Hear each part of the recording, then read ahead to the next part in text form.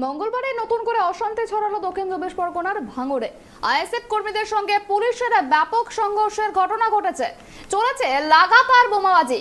অভিযোগ, পুলিশদেরকে লক্ষ্য করে বোমা ফেলেছে আইএসএফ কর্মীরা। ঘটনায় মৃত 2 আইএসএফ কর্মী। নিহত আইএসএফ কর্মীর দেহ নিয়ে বিক্ষোভ করছেন স্থানীয়রা। মনোনয়ন পর্ব থেকে নির্বাচন, ভাঙড়ে থামছে না অশান্তি। ভোটে কারচুপির অভিযোগে মঙ্গলবার রাত থেকে উত্তপ্ত দক্ষিণ চব্বিশ পরগনার ভাঙড়ের কাঠালিয়া এলাকা। পুলিশের সঙ্গে সংঘর্ষে 2 আইএসএফ কর্মীর মৃত্যু হয়েছে। মারা গিয়েছেন আরও এক যুবক। তিনি কোনো রাজনৈতিক দলের সঙ্গে যুক্ত নন বলে স্থানীয় সূত্রে খবর। এছাড়াও গুলিবিদ্ধ হয়েছেন পুলিশের এক পদস্থ কর্তা এবং এক পুলিশ কর্মী। বুধবার সকাল থেকেই এলাকায় জোরদার পুলিশি টহল শুরু হয়েছে। চলছে ধরপাকড়। অনির্দিষ্টকালের জন্য 144 ধারা জারিও করা হয়েছে। গতকাল পঞ্চায়েত ভোটের গণনা শুরু হতেই অশান্তির খবর সামনে আসে। রাজ্যের বিভিন্ন প্রান্তে একাধিক গণনা কেন্দ্রের বাইরে উত্তেজনাও ছড়ায়। বিরোধী এজেন্টদের গণনা কেন্দ্রে ঢুকতে বাধা দেওয়ার অভিযোগও ওঠে।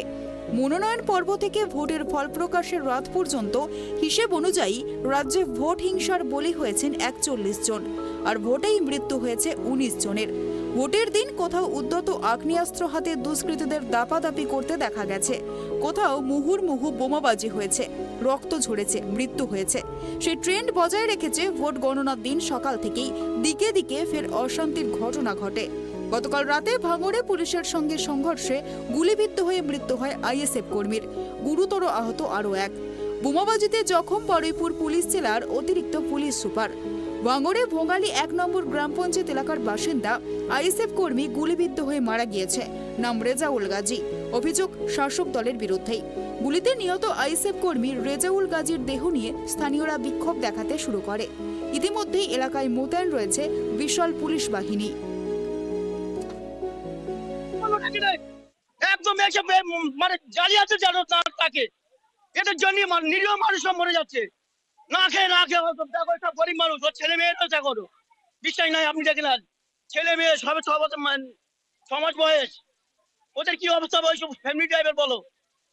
ওরা শুধু গেছে তাই ওখানে পুলিশ আবার জিজ্ঞেস করতে, তোরা গেছিলি কেন? আরে বাবা, আমাদের প্লাক কি দেয় না, আমরা যাবো না? আমাদের যদি না যায়, যদি আদায় করতে না পারি, আমরা কিনে বাঁচবো না, এরকম গ্যারান্টি আছে। ঘর দর ভেঙে তুফান করে দেয় বলেছে। নিহত আইএসএফ কর্মীর পরিবারের পক্ষ থেকে দোষীদের শাস্তির দাবি জানানো হয়েছে। কান্নায় ভেঙে পড়েছেন পরিবারের সদস্যরা। যে মারা গিয়েছে, কি কারণে মারা গিয়েছে? যে ছাউগাতের লোক, আরাবুলির লোক, আরাবুলির ছেলে, নানুর ছেলে, ওরা ওরা গুন্ডা বাহিনী সব ভাড়া করেছে, করে পুলিশের ড্রেস করিয়েছে, তারপরে র্যাপের ড্রেস করিয়েছে, তাতে পুলিশও সহযোগিতা করেছে। ওরা থেকে এই খুনটা হয়েছে। ওকে আমরা ফাঁসি চাই, আমরা কিছুই চাই না। আমার সোনা চলে গেছে, সোনার পাবো না, কিন্তু সোনার বদলে আমরা ওইসব চাই, ফাঁসি চাই। আমাদের সোনার আসবে আর আসবে না, তাই বলি ওকে শাস্তি চাই আমরা। আমার ভাই, আমার ছোট ভাই, 5টা ভাইয়ের মধ্যে ছোট হয়েছি, চলে গেল। আমরা কি করবো বলুন এবার? ওকে ফাঁসি চাই। ওরা এজন্য করলে কেন?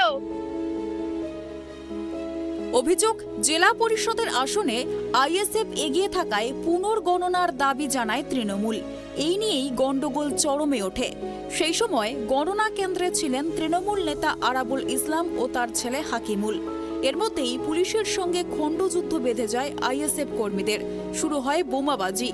জমায়েত ছত্রভঙ্গ করতে কাঁদনে গ্যাস ও রাবার বুলেট ছোড়ে পুলিশ।